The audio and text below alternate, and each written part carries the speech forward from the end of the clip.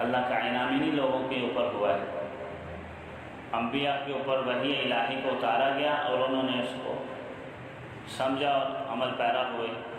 اور سب سے پہلے اس وحی الہی کے اوپر ایمان لانے والے صدیقین کہلاتے ہیں، اور اس وحی کو آگے پھیلانے والے اور اس کے لیے اپنی جان کی بازی لگا دینے والے شہداء ہیں، اور اس کے بعد صالحین ہیں جو تربیت کرتے ہیں، انبیاء کے حقیقی وارث ہیں۔ تو فرمایا انہی لوگوں کے راستے پر ہمیں چلا دیجیے جن پر آپ کا انعام ہوا۔ امام راضی رحمہ اللہ فرماتے ہیں کہ صراط الذین انعمت علیہم سے یہ بات پتہ چلتی ہے کہ جو اللہ کے انعام یافتہ بندے ہیں وہ بھی اللہ کے فضل سے ہی انعام یافتہ ہوئے ہیں، کیونکہ آپ نے انعام کیا ان پر، یعنی اللہ نے ہی ان پر انعام کیا، اور اللہ رب العزت نے ہی ان کو اطاعت کی توفیق دی، قرآن و سنت پر عمل پیرا ہونے کی، دین پر چلنے کی۔ تو بندہ اللہ کے انعام یافتہ بندوں میں اللہ کی توفیق کے بغیر داخل ہی نہیں ہو سکتا۔ اور حضرت تھانوی رحمہ اللہ نے یہاں ایک عجیب نقطہ یہ لکھا ہے، وہ فرماتے ہیں کہ صراط مستقیم پر بغیر اہل صراط مستقیم کی پیروی کے نہیں چل سکتا۔ یعنی ایک طرف دعا ہو رہی ہے اللہ ہمیں صراط مستقیم عطا فرما دیجیے، اور ساتھ یہ بھی کہا جا رہا ہے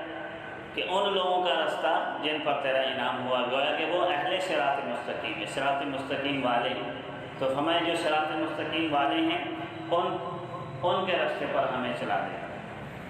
اور یہ چیز بغیر صحبت کے حاصل نہیں ہوتی، یعنی صحبت بھی ساتھ مانگی جا رہی ہے۔ صراط مستقیم والوں کی صحبت ہمیں نصیب فرما دیجیے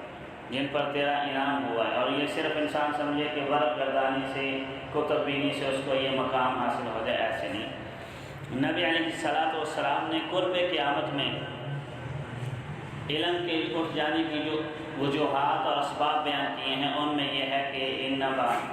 سیقبض العلم بقبض العلماء،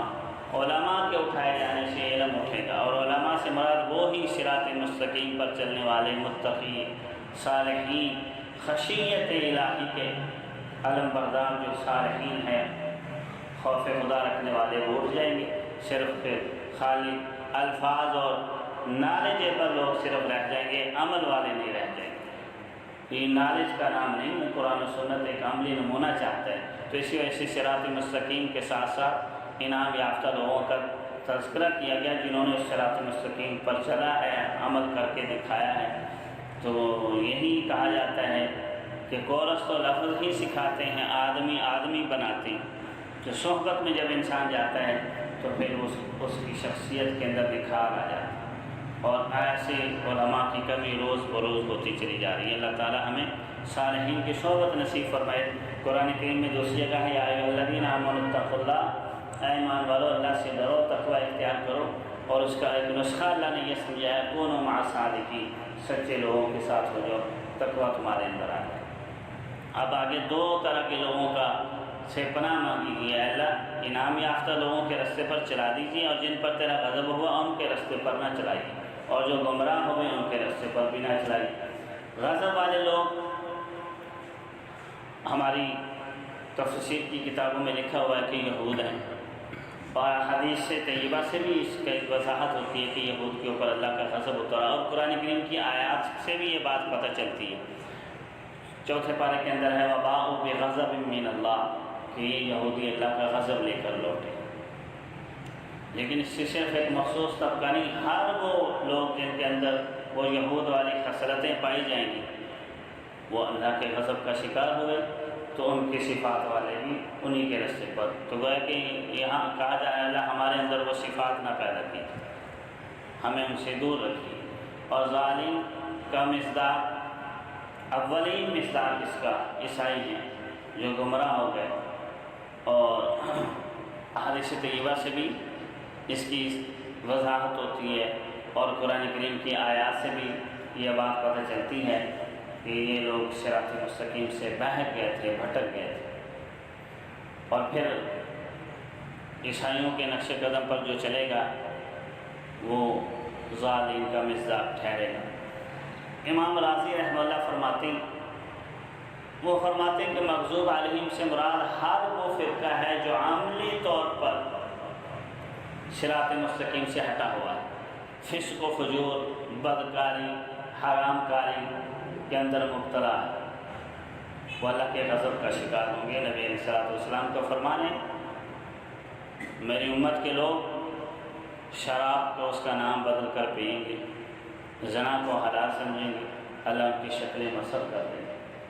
تو عملی طور پر جو بھٹکے ہوئے لوگ ہیں وہ مغضوب علیم ہیں، اور فرمایا علمی طور پر جو بھٹکے ہوئے لوگ ہیں،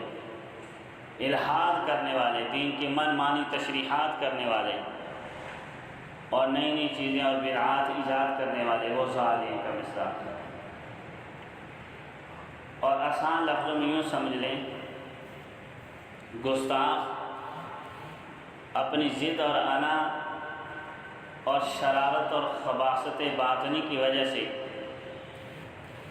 جو لوگ گمراہ ہوتے ہیں وہ اللہ کے غضب کا شکار ہو جاتے ہیں، اور جو علمی بحثوں کی بہت زیادہ گہرائیوں میں چلے جاتے ہیں